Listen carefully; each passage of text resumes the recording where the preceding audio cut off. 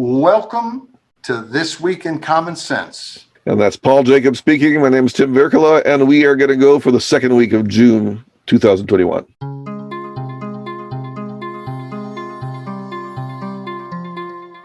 Let's take it from the top of the week, which was the colluders. This is one that, we've talked so much about big tech and social media and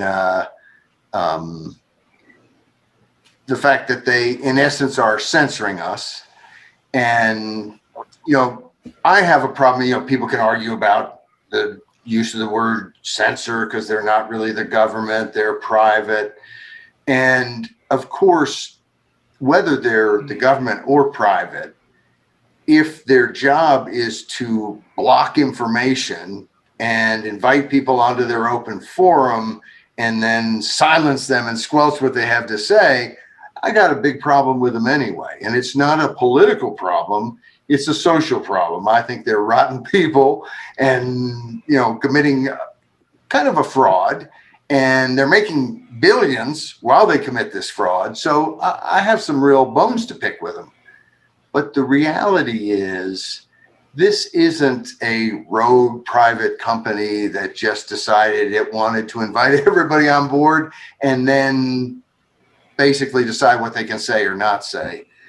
And as we found out last week, they, after spending how many months silencing and blocking posts about a potential lab leak and that it could be man-made, COVID-19 could be a man-made coronavirus, it's certainly man-enhanced through gain-of-function research. All of a sudden now you can say it, which just shows why in a free society you do not want gatekeepers to tell people what they can say or not say, or what they can read or what they can hear. But this particular script really makes, I think, a very, very important point, which is it's more than that. We all know, if we pay attention to politics and the news and so on, that they drag these CEOs of Twitter and Facebook and different companies before congressional committees and browbeat them and demand that they police their forums. And frankly, they have no power to do that. They have no authority to do that. They might have the power, but they don't have the authority. And that is a First Amendment violation, with the government basically intimidating and threatening private companies to do their anti-free speech work. But it's more than that, because it turns out now that we are aware that the Biden administration is in touch with Twitter and is working with Twitter to basically say, hey, here's what you should, allow to be published. Here's what you shouldn't be allowed, and so on and so on. And we're going to find out more, because a group, and I'm not super familiar with this group, but I already like them. They're called the American Freedom Law Center, and they are suing both Twitter and President Biden, I take it the Biden administration, because the whole question is not just, is the government in essence kind of pushing them or trying to lobby them to do certain things. They have deputized these companies in a way. That's what's being alleged, and I think it's absolutely true. But they are working with these companies to get these companies to do what the government is forbidden to do on their own. It'd be like saying, the government can't tell you what to eat, but then the government runs to every grocery store in town and does all kinds of things to say, well, don't package that. If you do that, we might have to do an investigation, or we might have to pull you before a congressional committee. But here's the other thing that, and I don't know, Tim, I've never seen any in-depth piece on the amount of money in government contracts that is being pulled in by Google and Twitter. And then I don't know as much about Twitter and whether that would fit the same kind of situation as Google and Facebook. But these companies are in bed with the government. They make millions from government contracts. They're being browbeat by government officials. They're being colluded with, which is why we called it the colluders, by government officials. If you believe in robust debate and you are a First Amendment person, which, as we often say here, the First Amendment is America's gift to the world. It's the best thing we've got going. If you like the First Amendment, you have to be concerned when the government is doing everything imaginable to get private companies to do evil, unconstitutional speech squelching. And it's, I did a rant on Facebook, which we turned into actually the next day's script kind of. But when I did the rant, it wasn't a script. It was just kind of a quick rant. But one of the things I said in the rant that I didn't say in the script, and the script we're talking about now is Tuesdays, the man the media missed. And I basically, in this rant, I made the point that I read a newspaper every day. I read online a bunch of different papers, and I have two papers I get on a regular basis at home. And one of them is the Washington Post. And I won't do I'm not going to fight with my wife here on the podcast, but I have wanted to cancel the Post, and it is all her fault. Anyway, but I still love her. Anyway, but I read a newspaper that I have to read very carefully. And of course, we probably always should do this anyway. Read everything very carefully and look what's the bent of the person who's sending you this story.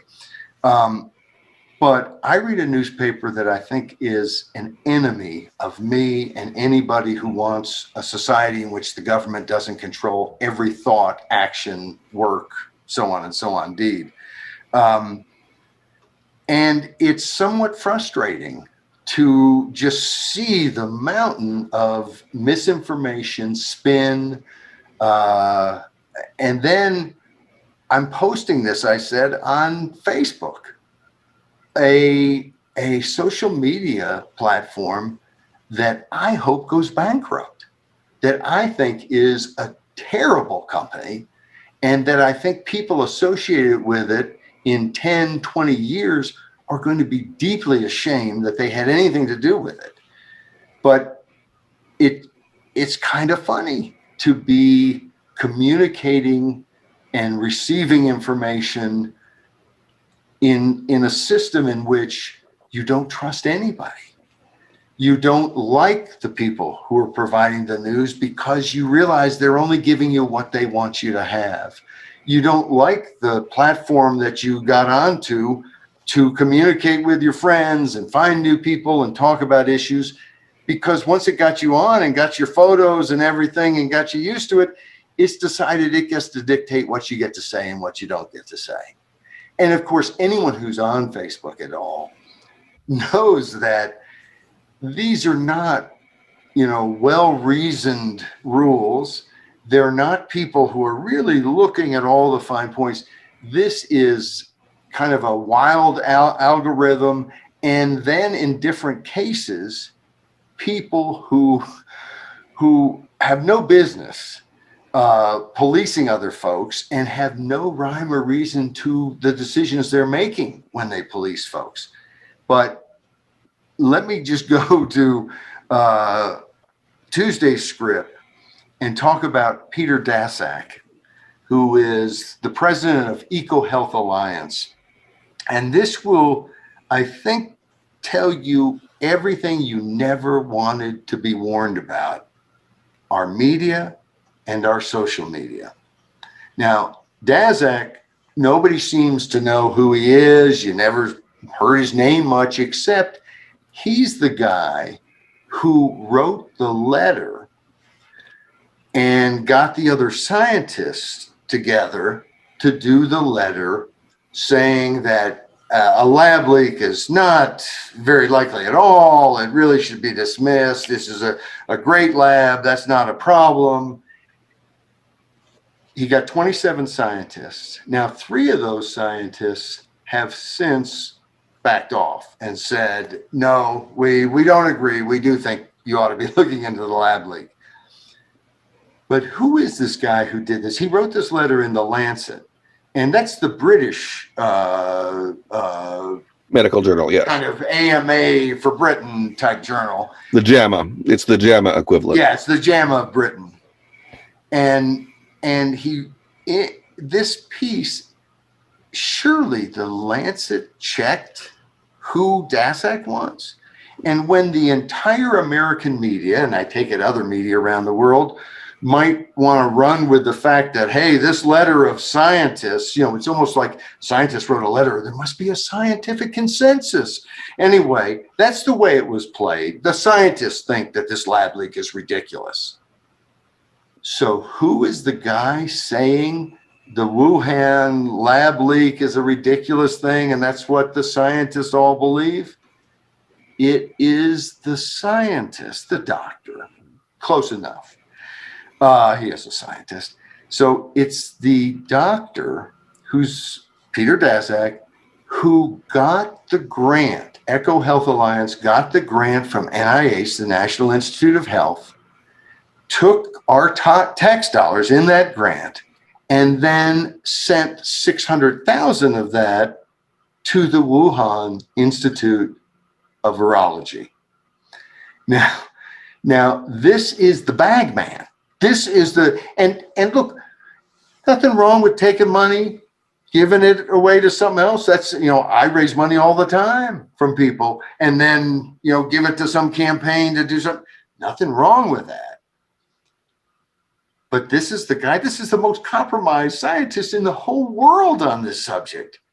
And the Lancet prints his letter without any mention that he is completely compromised. And then the American media just amplifies it a zillion times and speaks about it without ever giving us any clue who this guy is. I mean, I guess either they're in on the scam and they just want to scam us all the time and tell us, information that without giving us the real scoop, or they were clueless themselves. And can we continue to get information that have any trust in it from people who are either that much colluding about spinning the news instead of reporting it, or that incompetent? Well, the answer is no, we can't trust them. Someone the other day asked me, what media sources do you trust? I just thought, that's got to be a trick question. None. Because you have to verify. And there are some that I trust more. I love Glenn Greenwald, but I think you have to read his stuff and at least be questioning. And who is it? Cheryl Atkinson, who has a program, Full Measure. Do you still subscribe to Epoch Times? I do. And I get their paper every Thursday. And of course I get it online.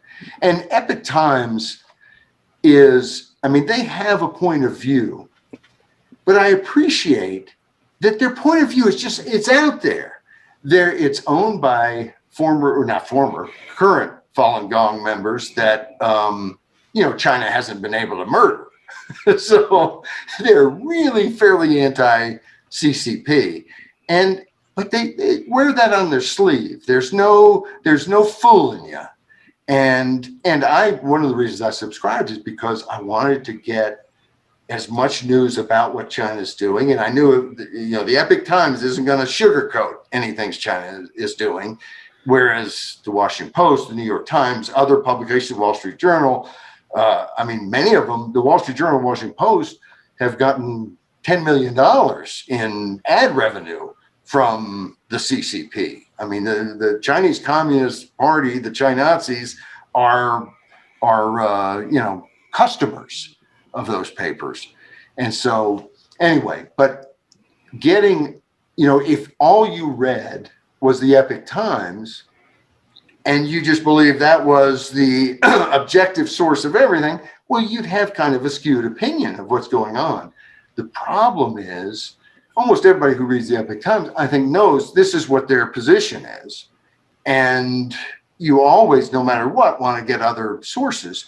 But I know all kinds of people who, if they read it in the Washington Post, the New York Times, I mean, I have people who comment, well, this is the Epoch Times. I can't trust that source. Whereas if I had said the Washington Post said it, then, oh, absolutely, that's got to be the gospel truth. When I don't know of the Epoch Times spinning and lying about stories the way that the Washington Post has. And it's not going to be as in depth on all the American news and so on, but I've enjoyed it very much, and it's a good, I think if you're reading one or two papers, or today you can get so much media everywhere. Problem is, so much of it is being fed by the same stream. If almost every paper in the country is reprinting Washington Post and New York Times stories. So when you think about the power that the Washington Post and the New York Times has, and they also impact how television covers things and how radio covers things and how bloggers cover things. So they have tremendous impact, but it's not just that they're big papers in big important cities, it's that they are in almost every paper in America in one story or 20. But anyway, going on that long tangent. So Peter Daszak does this letter. It gets played up as, some sort of scientific, statement of consensus. And of course, anytime you hear scientific consensus, you know that one word is incorrect, and that's scientific, because we don't decide science by consensus. And someone's pulling your leg when that happens. They're talking about political science, and I don't mean poli-sci in school, I mean politicized science. And that's what so much of this is about, is that what we realize here is it's not just that the media spins it. Of course, the whole scientific, government-funded scientific community has, which is not only in the US, but also in China, it seemed like the scientists were kind of protecting each other's back so that we continue to rake in these grants rather than speaking truth to power. And so the corruption is widespread in this. And now we know that there are doctors, there are scientists who seem to be more political than they are pro-science. And they also seem to be, what's the term for it? They're well, I can't think of the word. Are you looking for mercenary? Yeah, it is. We like to think of scientists as people who would just, if no one paid them, they'd be in the lab doing their work because this is what they're about. But apparently they like to get paid too. And they're just as willing as the business interest or the labor interest or any other interest in getting theirs. And especially, it's a bigger and bigger problem the more the government is funding everything. If the government funds all science is going to be very pro-government. So it's a big problem. But Daszak is not through with just this phony letter. And frankly, our media doesn't report this part either. So this is a trifecta, by Dr. Daszak, and here's the second, a hat trick. Here's his second goal past the media watchdogs in our country. So people remember that the China finally, a year plus after a pandemic hits the world coming from China, China decides, okay, it might let some people in to investigate. They're going to let the WHO in, the World Health Organization. And of course, it's all controlled in ways that are ridiculous. Every person who comes in from outside China is connected up with a Chinese scientist, and they're only allowed to go certain places. They go to the Wuhan lab and are lectured to for a couple of hours about how wonderful it is. Now, that's not an investigation. That is a photo op. And actually, it wasn't even a photo op. It was like a, let's get together and we'll tell you how good we are. And then you can go home. There was one American scientist who took part in that.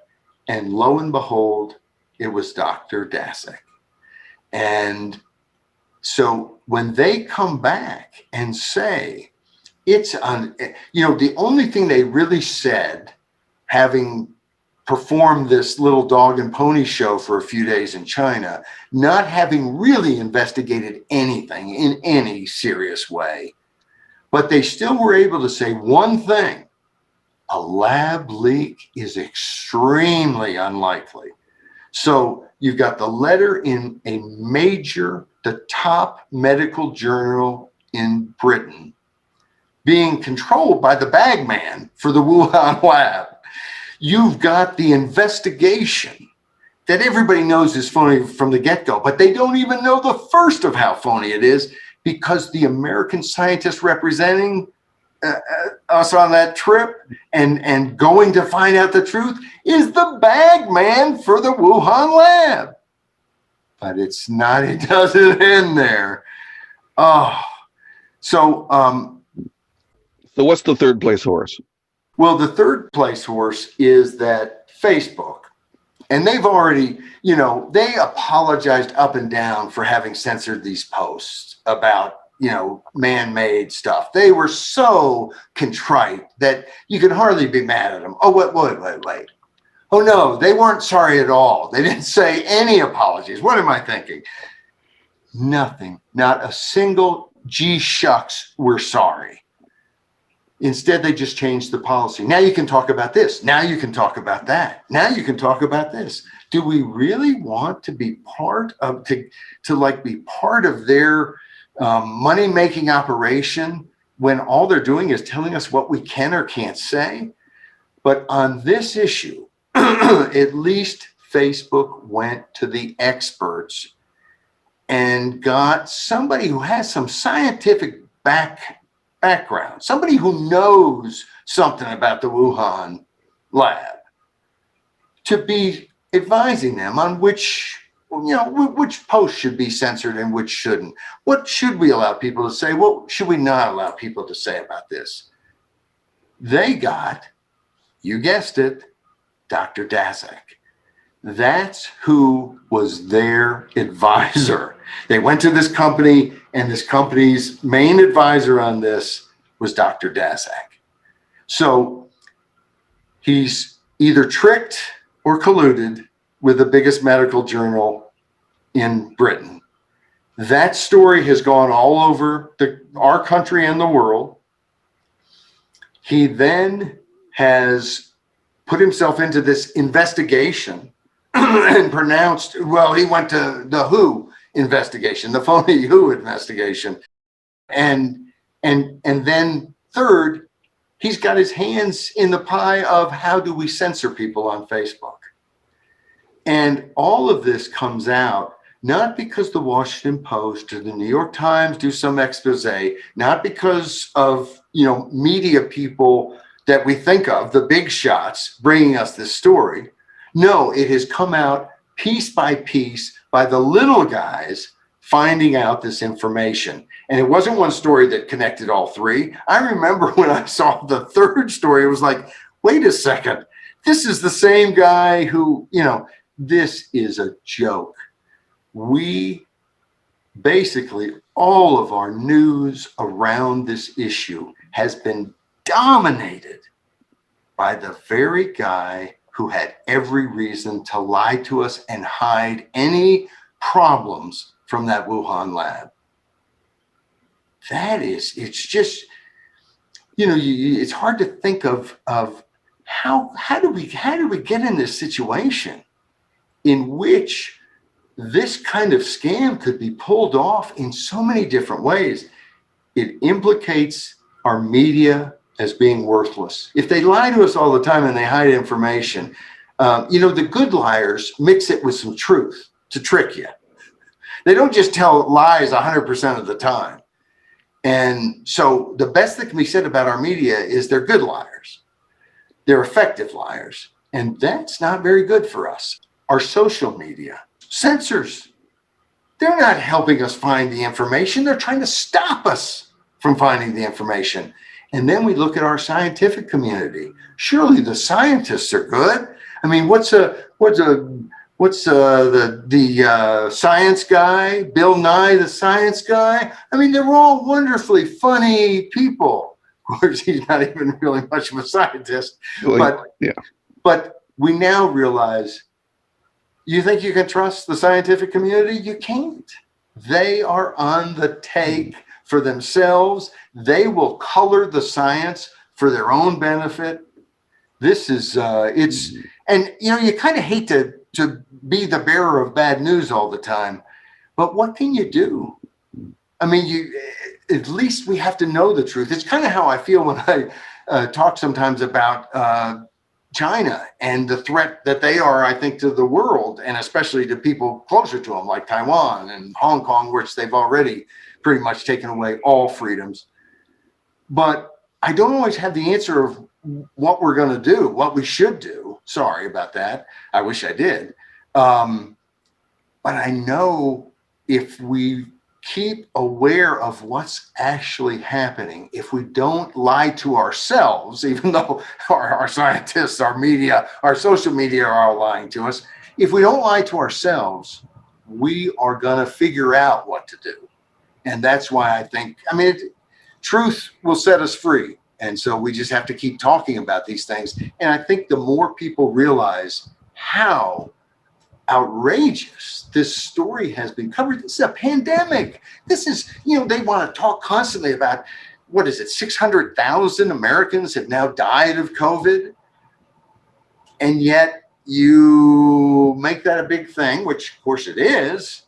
And then you're going to lie to us about it. You're going to try to scam us and use this for political purposes. And before we move on to Wednesday's commentary, which is senatorial senility, every time I see this picture that Jim Gill, who does the graphics at thisiscommonsense.org, this picture of the senator's hands, the elderly hands over all the money and so on, you have to go to thisiscommonsense.org, June 9th, senatorial senility. You'll like the picture. It's not that pretty, but it's instructive. And I think you'll like the commentary. But I wanted to just point out, as we leave the subject of how this pandemic has been handled, that at least on the media side, I think it bled over into both scientists and social media and so on. I think most of us know where this came from. And it's not that the media hasn't spun things and been dishonest from an objective journalist standpoint in the past before President Trump. But I think that, and I don't think I'm alone, and it doesn't mean that Trump did a great job with COVID or that he did a great job. It really doesn't say much about Trump. It says a lot about our media, that I believe the whole reason that it couldn't be China's fault, it couldn't be a lab leak, is because the media wanted to beat Donald Trump over the head and defeat him in the election. And so if it's China's fault, well, then he might not get the blame. And people might vote for him instead of against him. And then the media wouldn't get the candidate that they wanted. And of course, we all have a right to want the candidate we want. But we have to remember, if we're getting our news from media that is more interested in us voting the way they want us to vote than in giving us the information to make our own decisions, they are not our friends. They are our enemies. And it's sad, but it's just absolutely true. So we move on. Did you have any further comments, or have I beat that horse enough, Tim? Well, I think that in addition to wanting their candidate, they want their system. they demand their system, and their system is progressivism. And that was a system from the beginning in the 19th century, was ruled by experts, ruled by college graduates who know better than businessmen and consumers what people should do. And so they love the system of subsidy, taxpayers' subsidy of science, and rule by scientists and all the experts. And we have to defer to them in everything because they know what they're talking about. We don't know anything. We can't make any decisions about whether we have an injection or not. That's not up to us. We need to be pushed into it by almost any means necessary, and that seems to be what they're aiming for. This ideology of expertise, but it's not expertise. It's credentialist, bureaucratic. It's privilege. It's privilege. It's literally privilege. Yes, literally privilege. And that actually, and the reason I brought this up was not merely to emphasize that, because that's my main hobby horse and why I hate progressivism. I don't hate very many things in this world, but I hate progressivism because I think it's actually quite pernicious, because it doesn't understand the context. A scientist isn't a scientist because he has a badge, that he got a degree, or he has a subsidy. As we said before, said last week, we say it all the time, you and I both say it, a scientist is a person who engages in the scientific method. And so it's the context of his work. Well, that context is very much like the marketplace, where people decide what to do with their money and cooperate individually as much as they can. And that sort of gets to your Wednesday piece, senatorial senility, because now we have a entrenched elite that sticks there forever. Grim death does not even have a purchase on their minds, apparently, unless they're getting adrenochrome and blood transfusions from children. I don't know about that, but these people have been in there a long time, and you're talking about that here, the age of the Senate, the age of politicians in general. They're very old. And the whole system, the system they've set up, is to protect their privilege, is to protect not their use to the American people, not the system so that it works for responsibility and accountability. It's to get them in power and keep them in power forever and ever. Amen. And the Washington Post, Roxanne Roberts did a opinion piece. Actually, it may have been just a feature, not an opinion piece.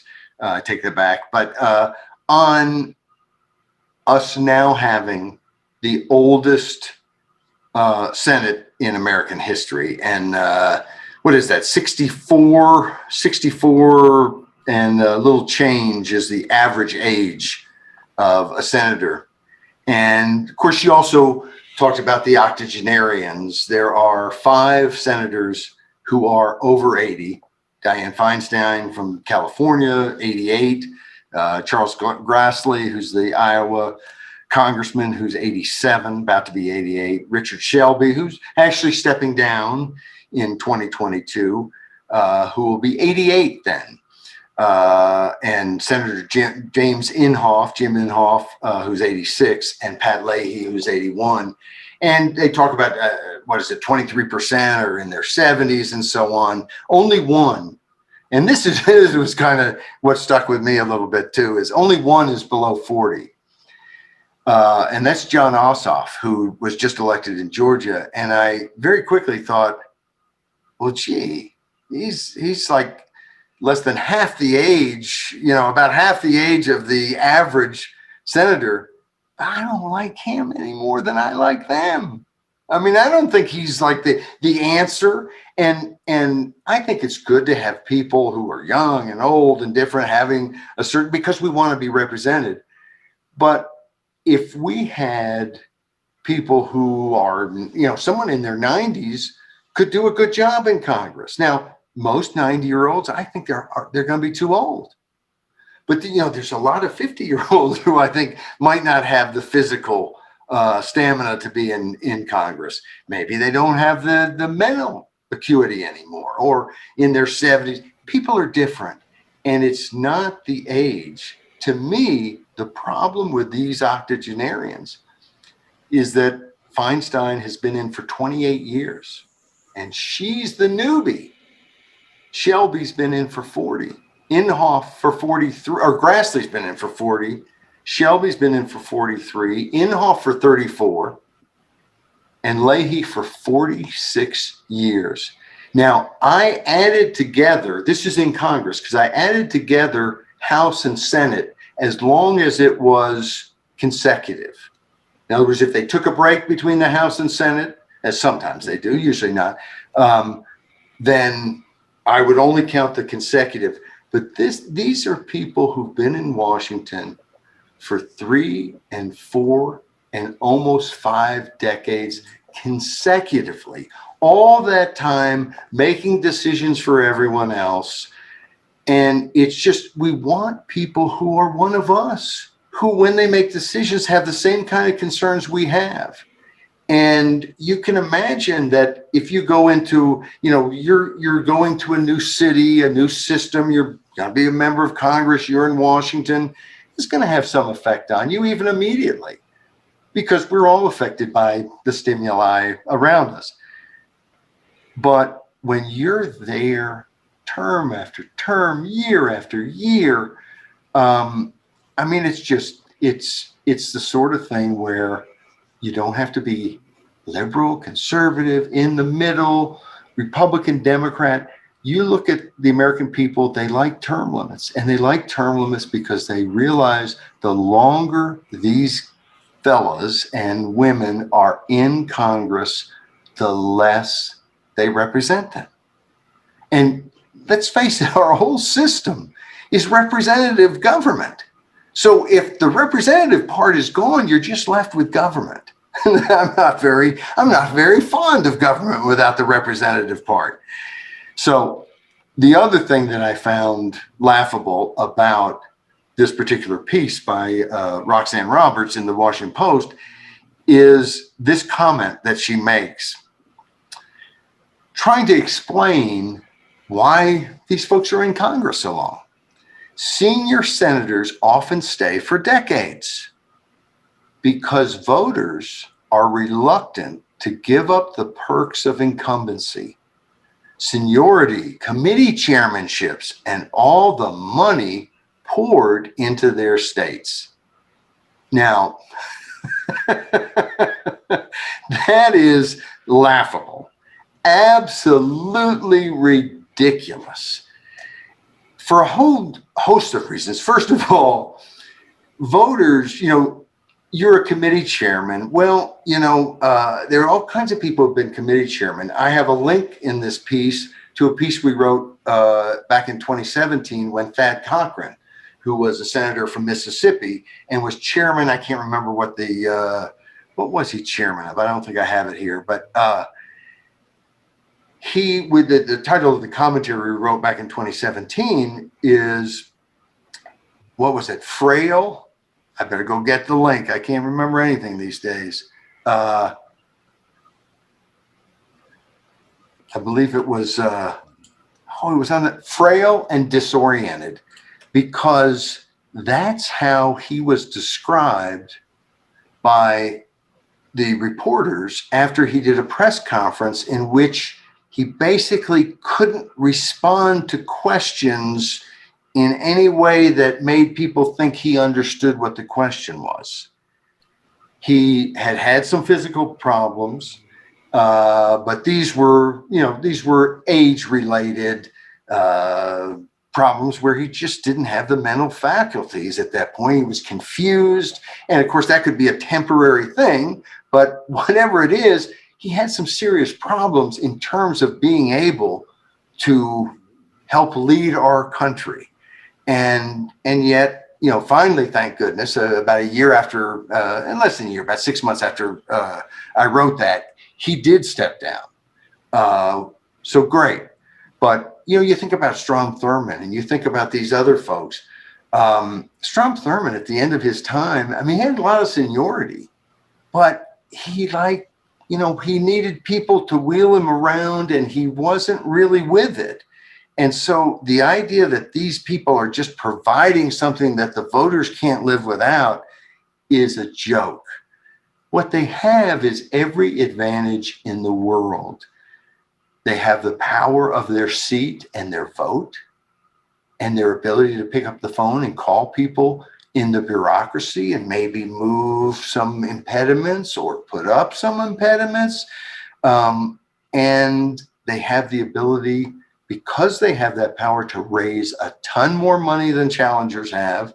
But they also have all kinds of other advantages. They have the natural name ID. They're going to get coverage all the time. So the name ID grows and grows. If you're a challenger, you might not get so much coverage.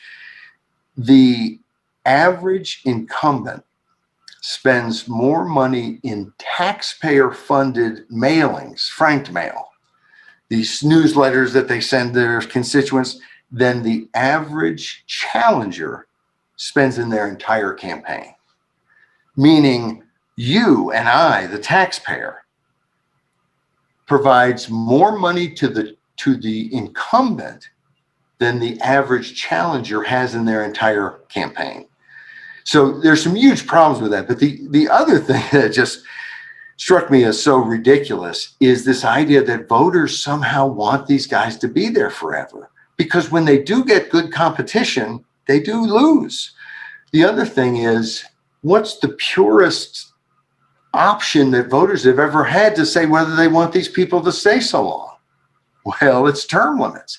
And every time I was involved with U.S. term limits and a lot of term limit initiatives in the 1990s, and of course some in the after the 1990s, and they win. They win all the time. And these term limit initiatives aren't about, hey, we'd like you to term limit all of Congress. I mean, they did want that, but you can't vote that in your state. What each state that passed this was saying is, we want to limit our own.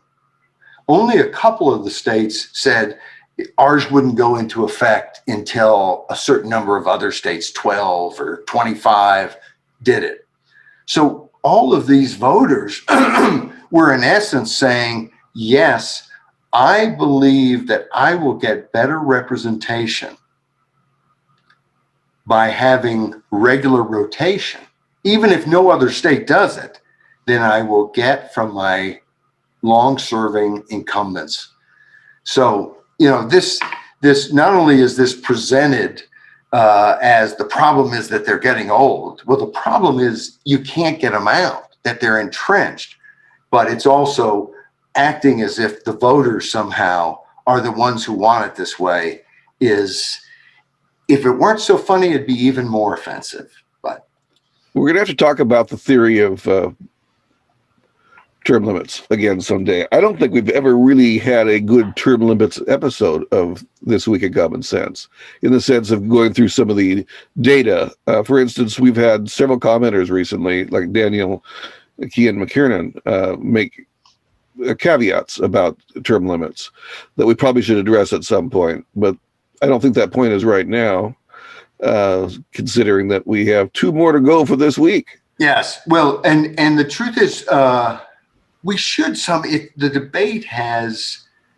the debate for so long has been so strongly, you poll and it's 78%, it's 82%. And of course, back in the 90s, you did have a lot more debate because you had all these initiatives, you had the vote in Congress.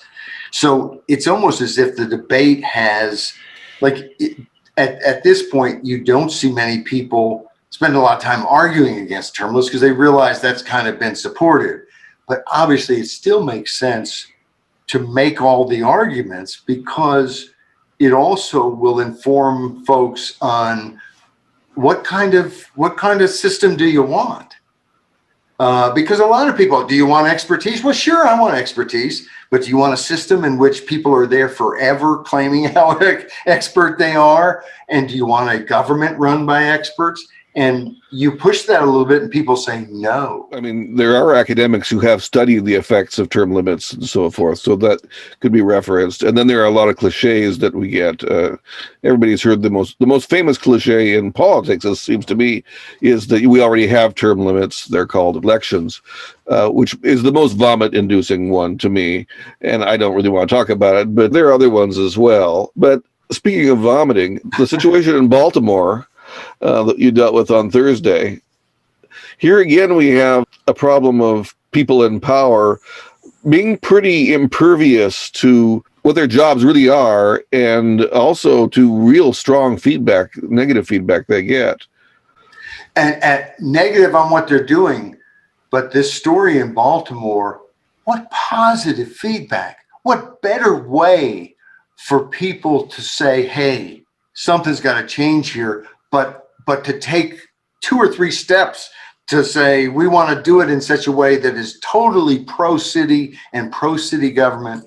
What we're talking about is balking in Baltimore. And what they're balking at is business people. In Fells Point, which is one area in the city, they're balking at paying their taxes for the very simple reason that they don't get any services. And they're not the usual tax resistor, because they are talking about, and they haven't stopped paying any taxes yet, but they wrote a letter to the mayor and they said, we are considering putting our tax payments into an escrow account that we would then release to the city when it starts doing things like picking up the trash and stopping people from being murdered on the street in front of our business, and all kinds of things. And so, and we're seeing this around the country. I mean, we've done quite a few pieces on what's happened in Portland, but I mean, and nobody ever cries any tears for the businessman, but you know that there's a bunch of businessmen and women in Portland who they can't open their business. They haven't been able to for months and months. At a certain point, you go bankrupt. And what has the government done? Well, the government kind of let everything run wild for a very, very long time. And that's what's going on in Baltimore. You really, since Freddie Gray and that incident where the police had him in the back of the car and he ended up having some sort of contusion to the head and ended up dying in custody. And, you know, it's the sort of thing where it's not as if someone purposely killed him, but it was neglect and everything else. Well, there was a lot of anger, not surprising. But the mayor there said something to the effect of, we want to let people get their rage out or whatever. And they had all kinds of looting and burning. And, you know, if the police behave badly, looting somebody's store or burning it down, and I know if you believe in like a Marxist revolution where all the business owners should be killed and all their property expropriated, well, then this sounds like a great kind of way to go about it. But, you know, very few people really believe that. And it's Baltimore has been in a tough place for a long time. And at a certain point, it just begins to be a race to the bottom, the drain. You're circling the drain because these business people, they can't stay forever. They can't afford to allow themselves to lose money week after week, month after month, and put themselves at risk of being killed and everything. And they're not asking the police or the city to do miracles. Pick up the trash, for goodness sake. Have some police out there stopping people from doing criminal acts. So but the truth is the response that they've gotten so far from the mayor and from, you know, the city officials has been pretty, well, whatever. You know, they're not talking about, we see the problem, we're going to start doing our job. And it's just pathetic. And to me, one of the worst things, Baltimore has been a problem city for a long time. Lots of poverty, not well run. But this is happening all over the country in the sense of government. It's fine to take our tax dollars, but doesn't really believe they have to do anything. And years ago, you had that Supreme Court case that said, you know, the police don't really have to protect you. And government is kind of, again and again, telling us, give us your money. We don't have to protect you. We don't have to keep your streets clean. We don't have to pick up the trash. We don't have to fix the potholes. We really don't have to do anything. Give us your money. And what is this? Are you becoming anti-government or something? So this is a real problem, and it actually feeds into Friday's commentary. Sorry, or I'm sorry, not sorry. Safety or not. And this is, once again, and this involves COVID and the vaccines and so on. So it's connected to that story. But it really, at its essence, is the same sort of thing where the government says, nah, we really don't have to do what we said we're always going to be doing. And here's the situation. OSHA, the Occupational Safety and Health Act administration, it was created through the Occupational Safety and Health Act. Their whole job is to make workplaces safe. So they are kind of pro vaccines because, they're part of the government. These are going to help. So they're encouraging businesses to encourage their workers, maybe even require their workers to get the vaccine, one of the vaccines.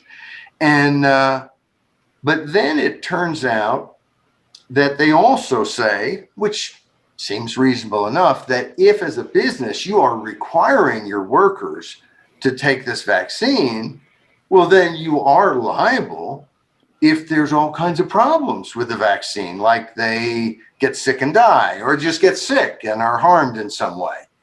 And of course, as we were coming on tonight, there was the story, I guess there was a Tucker Carlson piece on COVID, and I don't remember exactly all of it because I watched it for about 4 seconds. I didn't get to see the whole thing before we got on, but you mentioned it to me. So tell people what what his comment was. I mean, he had about 18, 19 minutes on COVID tonight. I think it was tonight. And it's mainly about young men, teenage boys, and their rise in a certain type of heart disease. Israeli health officials released a report showing that vaccinated young people, particularly young men, were developing a potentially fatal complication, a heart inflammation called myocarditis, and they were developing it at extremely high rates. They just have been having problems with the vaccine for young people, young men, with boys. The FDA, though it hasn't gone through, its usual rigmarole, as you mentioned in your piece for Friday, is extending the exception for younger and younger people.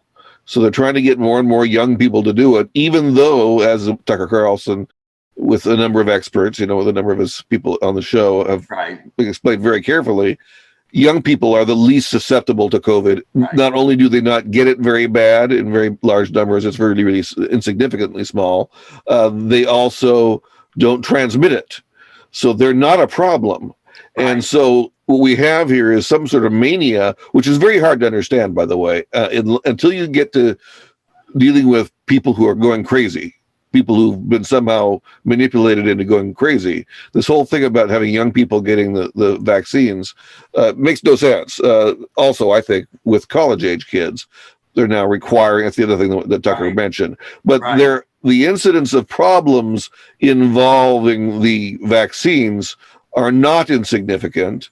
In just a few months with this set of vaccines, the number of vaccination deaths is double what it was for the whole year in the previous year for all vaccines. Wow. So that's a not insignificant change. Now, there's probably a lot more vaccines because they're really pushing this thing. My biggest problem is that when you sent me the link to that video, the first link I hit, that video's been taken down. And the one time that there was the J&J vaccine and the problems with that, they pulled it off the market for a little bit. And it turned out that the risk that they had found from the people who, and what was I can't remember the specific thing. Seems like it was, but anyway, I won't speculate. So you've got this situation where they pull one of the vaccines off the market. And the polling shows that the public's confidence in the vaccine goes way up, which they thought was surprising, but I think makes perfect sense. Of course, mine went up when I saw that, because mine goes way down when I see that Tucker Carlson's talking about some problems with the vaccine and it's being squelched. And that's, I mean, that is the worst of all. But here's the point of this piece, because we got into some of the problems with the vaccine that have just come out before we had finished this piece. But the interesting thing here is, so the OSHA says to businesses, you are if you force your, not force, but require your employees to get this, you're somewhat responsible. And then they back off it.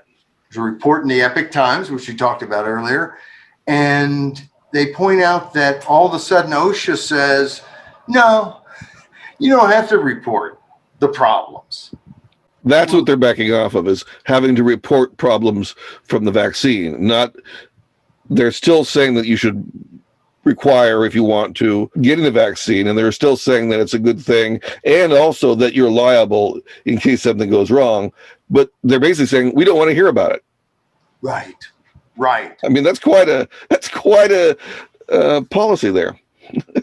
No, and that's one of the reasons it's so absurd is the Occupational Safety and Health Administration is supposed to be about safety and health.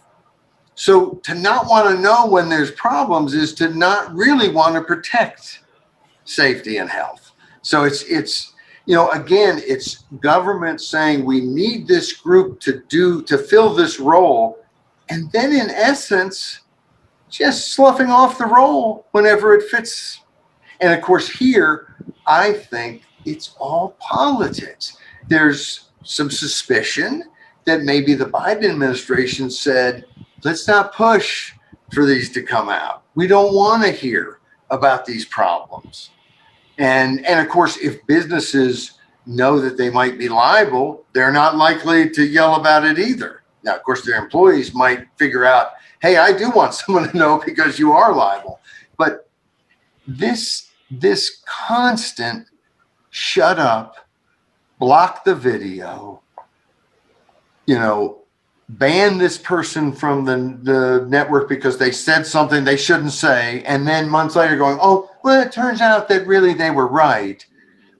This is the world we're going to live in. If experts and politicians decide what can be said and what can't be said, we are, what is it? It was, I think, Jefferson who said that if Washington were to tell us when to reap and sow, that we would all want for bread.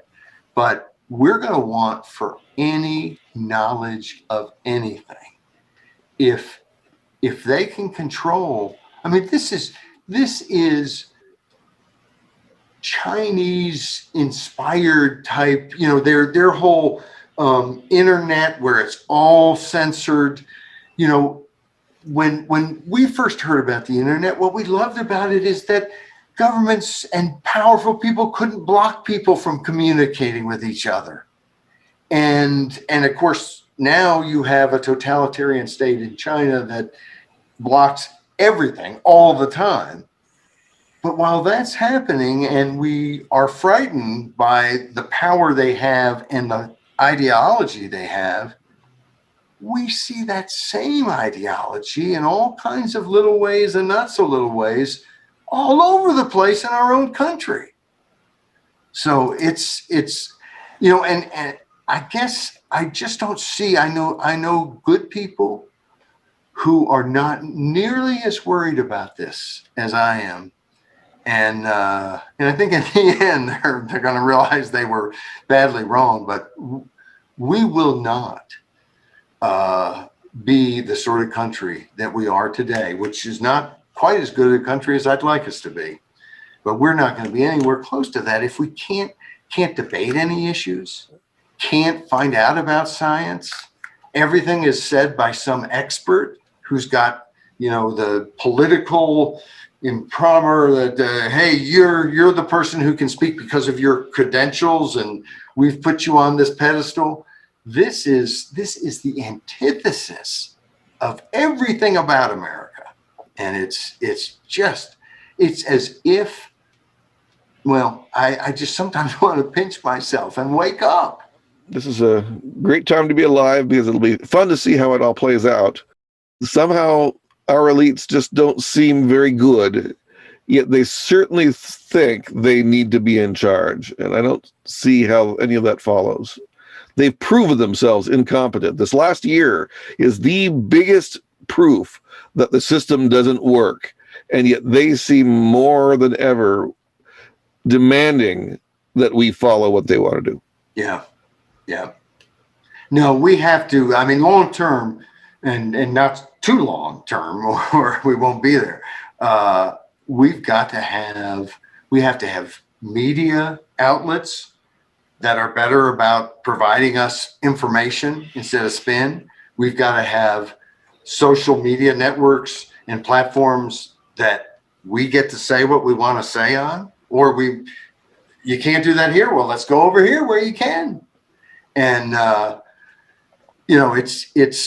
we are in a much different world than we were. And that's going to be the nature. I mean, you see how these things go. It's not like technology is going to start to slow down a whole lot. The advances keep coming. They keep coming faster. And we've got to get a handle on free speech because, America's not a free country if you can't say what you want to say. Or hear what you want to hear. Yes. And then have a debate about it with people you don't agree with. And if they keep on wanting to shut us up for disagreeing with them, this is not a recipe for anything but disaster. Yes. And I am not impressed with the leadership at present. Anyway, I think that was an episode. I think so too. And it is, a lot of times on Friday, we have kind of a more lighter, happier, and you look at this week and it's 5 stories that aren't really all that good. But it is what it is. And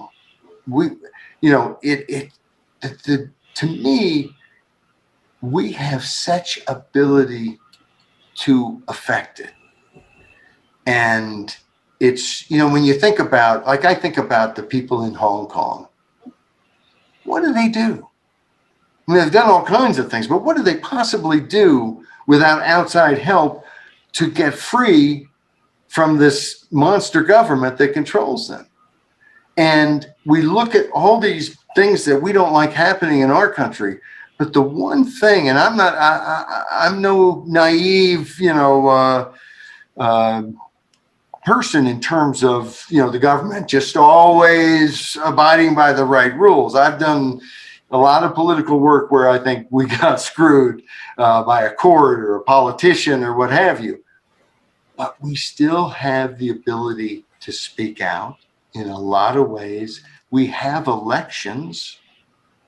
There are all kinds of things we can do. The problem is they're getting tougher to do. And I think people we're in a situation now where all last year there's a lot of money being pumped into people's pockets. Biden seems to want to pump money into people's pockets left and right. And the news media, and we've done several pieces about this, Washington Post constantly in opinion pieces and even in news pieces suggests that, that's smart politics. But they will buy us off with our own money if we're for sale. And there is no problem in America, I think, that we can't solve if the public is aware and engaged and even somewhat united. And that's, of course, I think why you see so many of these, let's hate the people who like masks, we hate. The people who don't like masks, they will split us up all night and day because we can't really effectively throw the bums out if we're too busy fighting each other. And some of these fights you have to fight. It's like, the critical race theory and all these types of things that, you might think, well, that's not really such a big deal. It's more the economy and it's foreign policy. But you can't ignore that, or they basically, turn your country into a place where you're supposed to hate everybody and decide at first sight whether someone is an oppressor or really probably a really nice guy. You can't judge a book by its cover, but you can judge your neighbor by their color. And, so we have all of these fights that will rip us apart. We have to be careful to not exacerbate that. We still have to fight, but it does seem like America is just being ripped so many different ways. And I think it's something that, if I were, the butchers of Beijing, or if I were Putin in Russia, I would like that. I would see that to my advantage. And I think it's scary. Maybe 10 years ago, I thought I was telling somebody, as a libertarian, I've started to worry about the lack of any legitimacy to the government. I've started to worry about that, and it just doesn't seem like something I should be worried about, because frankly, I don't think the government's legitimate. So, the fact that other people are picking up on that is not a bad thing. It's a good thing, except there's, you can look at the word legitimate in a couple of different ways. What I'm talking about, what scares me, is that even in this COVID, we got a pandemic. We got all these deaths that we're hearing about all the time on the media, but there's no real pulling together. We're just going to be dictated to by experts. And then when the experts are gone, we're going to be dictated to by, completely vacant-minded, TV talking heads, as if they know everything. And then when they change it all tomorrow, they're going to say it as if they knew it all along. I don't know where I was going with that. Well, I'm so tired. I got up at 6:30, so. Yeah, and maybe we should confess that normally we do these things at the latest, like 8 or 9 o'clock at night, your time. And now we're doing it almost 1 o'clock in the morning, my time. So this is a little bit later than usual for us to do these kind of programs. And I was just thinking, as you were talking about being bought off and the populace being bought off by government, the general rule should be, if it's a politician feeding you, bite the hand. You've been suckered into a bad deal. Yes, people forget that, if you are dependent on somebody else, that's not a good situation. You want to be independent, and in every way possible, they are seeking to create a dependence among anybody they possibly can. And, at the end of the day, if you believe that experts will do everything, it's almost like we're looking forward to a world in which the big corporations produce all this wealth, and then it's all sprinkled down to everybody, so that if you never want to work again, you're still going to get whatever stuff that you would want. And people somehow think that it's going to work that way. And I just don't think it ever has or ever will. But people are not as reluctant to take government money. It's almost, well, they should pay for all colleges, or they should, mass transit should be free. Everything should be free. And it strikes me that it's like I remember thinking about Iraq back in the 90s or 2000s, after the attack and so on. And it just seemed like they had all these young people with nothing to do, no job. They're getting money from the state because of the oil and other stuff. But it's like these oil wealthy countries that, because they have no freedom and no real economic activity other than extract the oil, sell it, now we're rich, their population is miserable. And we'll be the same way. I can't imagine living in a country in which everything is just provided by the government, and you can work or not work, or I guess when you're struggling, that sounds good, but to anybody, I think, takes a step back and looks at history, it sounds really bad. It sounds like you have just handed away what is so important, and that is the freedom to live your life instead of the life that some bureaucrat or politician or scientist or whoever or Mark Zuckerberg wants you to live. Well, that was This Week in Common Sense, starring Paul Jacob, for the second week of June 2021. My name is Timothy Virkala, and I invite you to click the bell and put all the likes and say nice things on social media and share these podcasts. And no matter what else you do, visit Paul 5 days a week at thisiscommonsense.org. That's where he writes commentary and has been doing so since 1999.